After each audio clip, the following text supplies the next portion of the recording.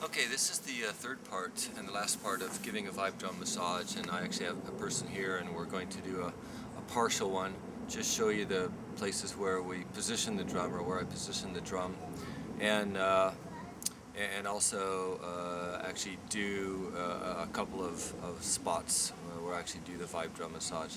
I want to remind you that this is a vibrational massage, so you can't use it for everybody. If somebody has a broken bone or something, I don't think vibrating that bone is going to help it any. In fact, it might make it worse. You don't want to vibrate things apart. You want things to grow together. So if somebody's got like a fracture or some type of a bone problem, then I would not recommend doing a Vibedrum massage on them. Wait till they're healed and back healthy again. I guess the same thing would go for somebody immediately following surgery, where they've where their wound is stitched together and it's healing. I'm not sure vibrating that area would be very good. Okay, so we have a person here. She's changing, and in a little bit we'll actually show a Vibedrum massage in action, so that you can then practice it on your friends. Okay.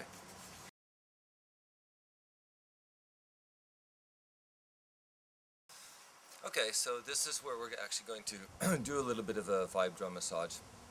But before I actually do one, let me show you the four basic positions that I use on the person when they're laying on their back. And the first position is here, just above the knee.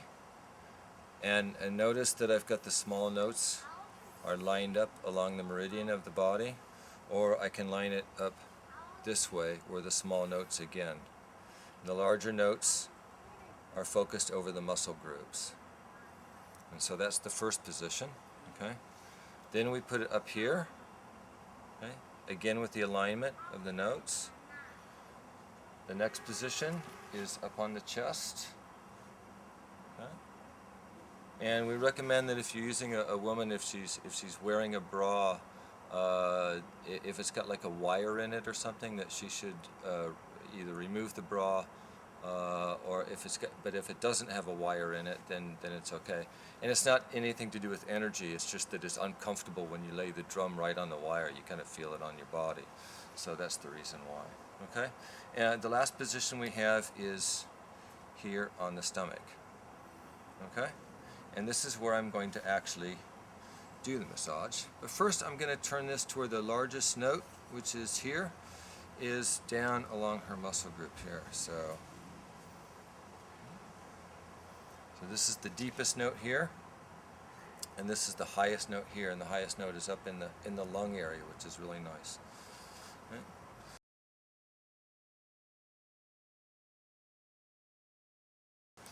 Okay, so we're going to open with the standard pattern that we showed on the other video, and which is the notes, the large notes going around and then back around again. And then I usually, after I do that, I usually do some chords, and then I start playing into the high notes a little bit. Okay, so here we go.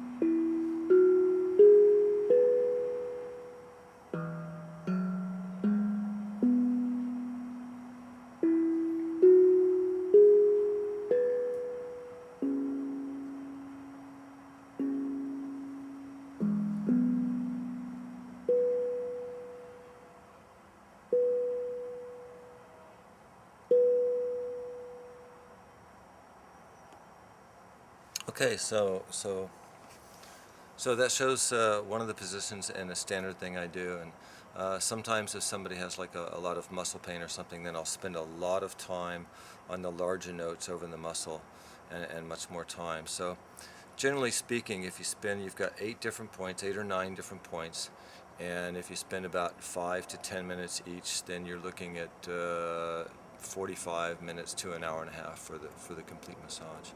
Okay, so that shows the front side, and now I'm going to have the person turn over onto to their stomach, and we'll show you the positions on the back, and then I'll do another massage there. Okay.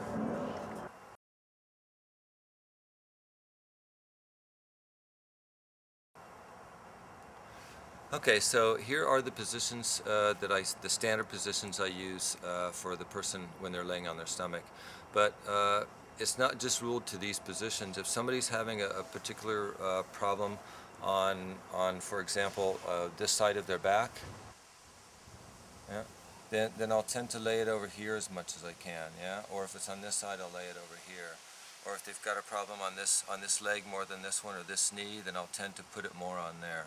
So just because I have these 4 standard positions doesn't mean you have to go with them. You can also add more positions to it as well. But the standard positions I use for the person is here, just right on the back of the knees.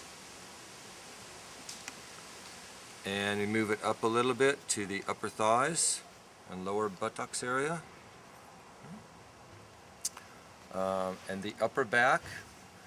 And again, on the upper back, sometimes you have to move it around a little bit and ask the person if it's comfortable.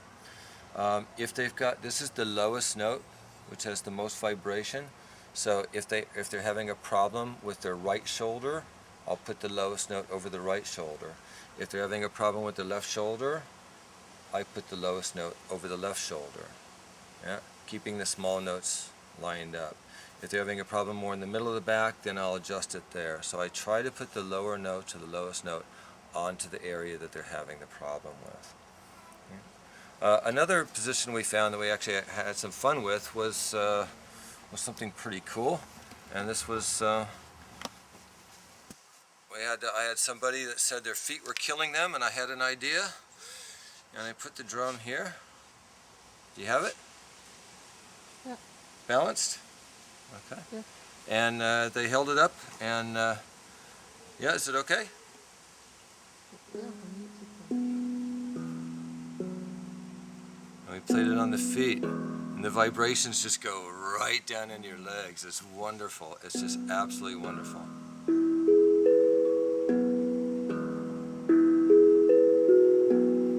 You can't spend too much time on the feet because they start to get a little fatigued, a little tired after a little bit.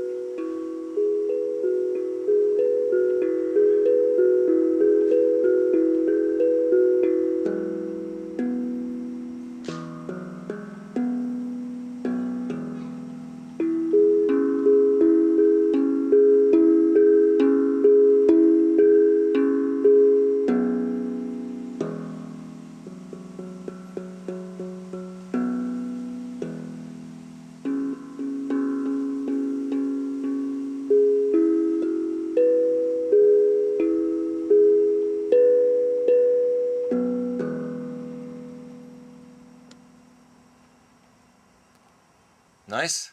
It's great. Okay, so that's kind of a nice little treat. I always finish the massage with here on the small of the back. And the reason I do this is at first I'll strike it a little bit hard and get the vibration. And then I usually try to end it with a nice little pattern that I pick that really helps to relax the person. Are you having trouble here on your right or left side at all? No, not at so the much. moment. Okay. All right. Is that comfortable? It is, yes. Okay, good.